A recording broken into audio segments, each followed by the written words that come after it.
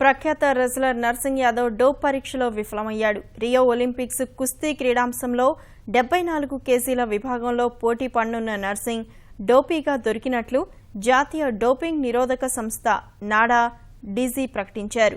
ఈ నెల 5న సోనిపట్లోని భారత క్రీడల ప్రాధికార సంస్థ సాయి ప్రాంతంలో నాడా డోపింగ్ పరీక్ష నిర్వహించగా నర్సింగ్ యాదవ్ అందులో విఫలమైనట్లు తేలింది.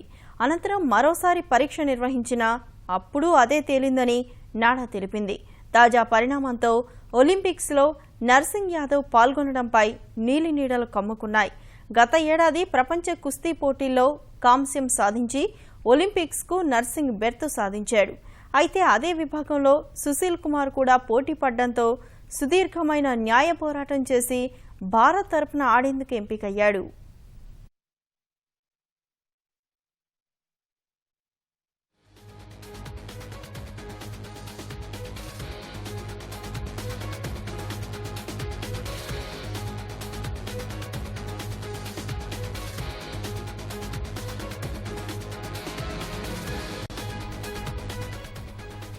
ప్రఖ్యాత రెజ్లర్ నర్సింగ్ యాదవ్ డోప్ పరీక్షలో విఫలమయ్యాడు.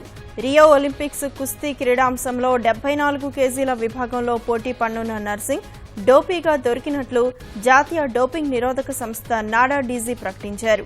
ఈ నెల 5న సోనిపట్లోని భారత క్రీడల ప్రాధికార సంస్థ సాయి ప్రాంతంలో నాడా డోపింగ్ పరీక్ష నిర్వహించగా నర్సింగ్ యాదవ్ అందులో విఫలమైనట్లు తేలింది.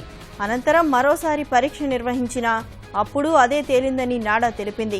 తాజా పరిణామంతో ఒలింపిక్స్లో నర్సింగ్ యాదవ్ పాల్గొనడంపై నీలినీడలు కమ్ముకున్నాయి. గతేడాది ప్రపంచ కుస్తీ పోటీల్లో కాంస్యం సాధించి ఒలింపిక్స్కు నర్సింగ్ బెర్త్ సాధించాడు. అయితే అదే విభాగంలో సుశీల్ కుమార్ కూడా పోటీ పడడంతో సుదీర్ఘమైన న్యాయ పోరాటం చేసి భారత్ తరపున ఆడేందుకు ఎంపికయ్యాడు.